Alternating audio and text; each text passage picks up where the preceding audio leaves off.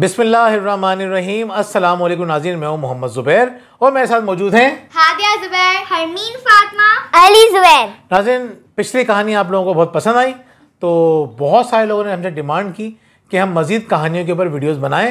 تو آج آپ کے لیے ایک بڑی مزیدار کہانی لے کر آئے ہیں. اس کہانی کا نام ہے بکری اور شیر. ریڈی ہیں آپ لوگ سننے کے لیے؟ یس are you ready to enjoy? یس. کہ دیکھیں, کہانی یہ ہے کہ ایک مرتبہ بکریوں کا ریوڑ کہیں سے گزر رہا تھا. ریوڑ کیا ہوتا ہے؟ ریوڑ مطلب گروپ آف بکریز. جو بابا بہت ساری, ایک انکل بہت ساری بکری لے کے جا رہے تھے نا. آپ نے دیکھا ہوگا بعض اوقات کے ایک انکل ہوتے ہیں اور ان کے پاس بہت ساری بکریاں ہوتی ہیں. وہی اس کو جو بہت ساری بکریاں ہوتی ہیں انہیں کیا کہتے ہیں؟ ریوڑ. ریوڑ. ریوڑ. ریوڑے نہیں, ریوڑ. کیا؟ ریوڑ. ریوڑ نہیں, ریوڑ. ریوڑ. ریوڑ.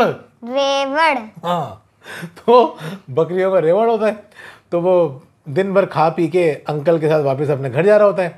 ایک ہوتی ہے بوڑھی بکری, وہ تھوڑا پیچھے رہ جاتی ہیں, تھوڑی انرجی کم ہوتی ہے ان کے اندر. تو جب آپ کے اندر انرجی کم ہوتی ہے تو آپ کی کمر جھک جاتی ہے, آپ بہت ڈاؤن ہوتے ہیں. جب آپ جوان ہوتے ہیں تو آپ بالکل اسٹریٹ بیٹھتے ہیں. تو ہمیں کس طرح بیٹھنا چاہیے؟ اسٹریٹ بیٹھنا چاہیے. گڈ. تو وہ بکری جو ہے وہ بوڑھی ہوتی ہیں, پیچھے رہ جاتی ہیں اور راستہ تھوڑا سا آگے پیچھے جاتا ہے اور وہ نکل جاتی ہیں جنگل کی طرف. کہتی ہیں کیا کروں, رات کہاں گزاروں, جنگل ہے. بکری بولتی بھی ہے اچھے سے.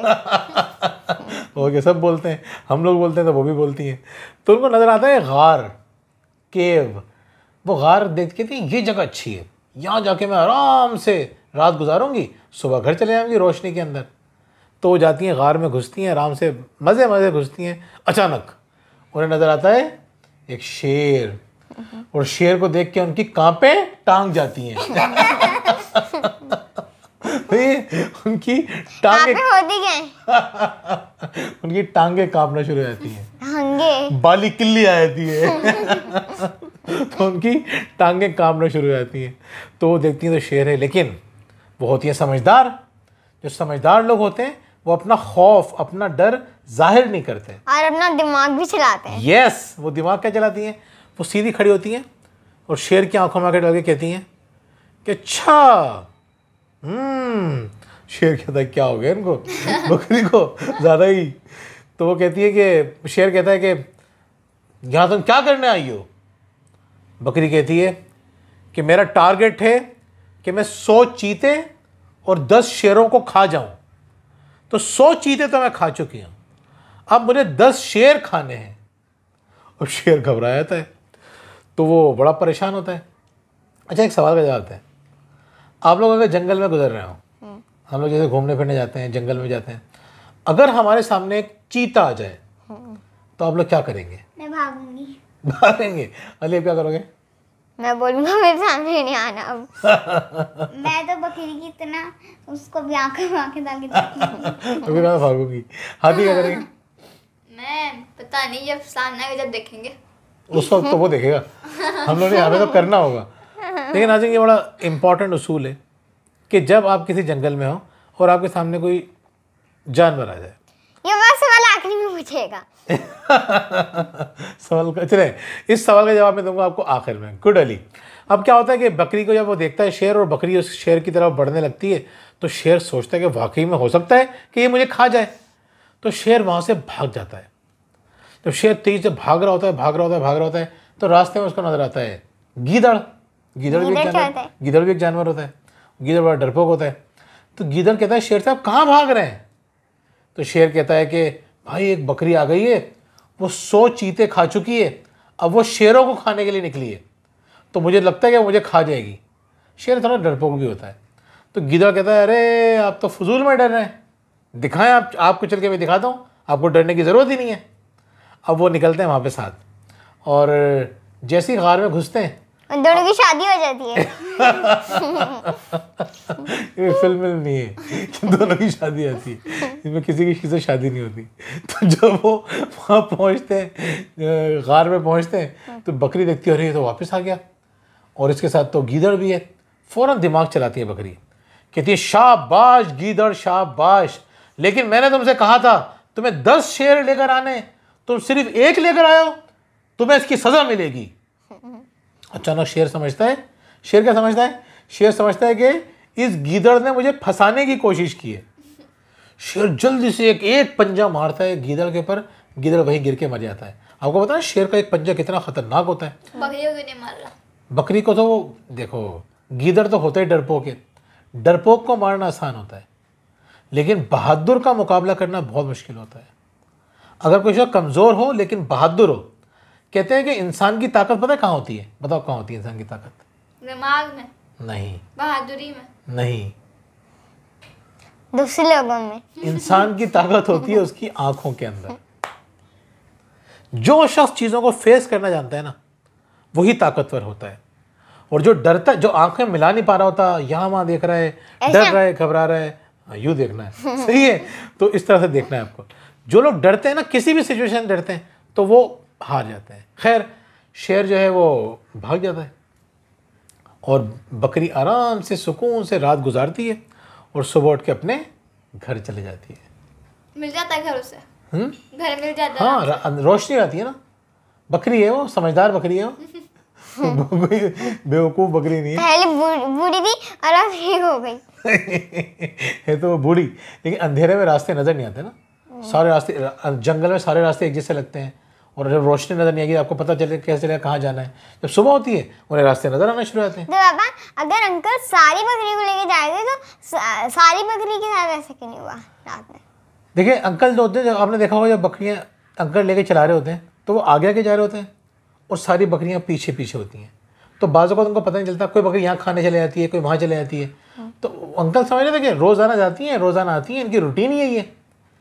تو اب انکل کو نہیں پتا ہوتا کہ کوئی پیچھے رہ گئی. اگر کوئی اتفاق سے رہ گئی انکل کو نہیں پتا ہوتا, کیونکہ سب سمجھدار بکریاں ہوتی ہیں.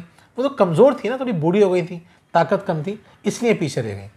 یہ بڑی اچھی بات علی کی, شیر کے سامنے آ کے طاقت آ گئی. یس, طاقت انہوں نے آنکھوں سے دکھائی. آنکھوں میں تو طاقت انسان کی ہمیشہ ہوتی ہے, چاہے کتنی بھی اس کی ایج ہو جائے. خیر, یہ علی نے جو بات بتائی ہے بڑی مزے کی بات مجھے یاد آئی ہے اس بات سے, کہ جو بچے ہوتے ہیں وہ والدین کی باتیں مان رہے ہوتے ہیں, والدین کے کہنے پہ چل رہے ہوتے ہیں, تو ان کو کوئی نقصان نہیں پہنچا سکتا. اور جو والدین کی باتیں نہیں مانتے وہ دوسرے راستے پہ نکل جاتے ہیں, کوئی بھی ان کو نقصان پہنچا سکتا ہے, تکلیف پہنچا سکتا ہے. وہ تو شیر تھا ڈرپوک, اگر ڈرپوک شیر نہیں ہوتا تو بکری کو کھا جاتا. خیر, تو بچوں یہ بتاؤ اس کہانی میں کیا بات سمجھ میں آئی آپ لوگوں کے؟ سب سے پہلے کون بتائے گا؟ میں. گڈ. ہرمین کیا بات سمجھ میں آئی؟ کبھی بھی ڈرنا نہیں چاہیے. گڈ. اور ہمیں جب بھی ڈر لگے تو ہمیں سامنا کرنا چاہیے اس چیز سے. شاباش, سامنا کرنا چاہیے, حالات کا سامنا کرنا چاہیے. بہت بہترین بات کی ہرمین. گڈ. علی؟ بابا ڈرنا نہیں چاہیے پہلی بات, اور دوسری بات یہ اگر کسی کے اندر بالکل ہمت نہیں ہے, کوئی سامنے تو اس کو کوشش کرنی اس کے اندر ہمت آئے. یس, آپ اپنے اندر ہمت پیدا کر سکتے ہیں. بظاہر ہمیں لگتا ہے ہمارے اندر ہمت نہیں ہے, لیکن اللہ نے ہمارے اندر بہت ہمت رکھی ہے.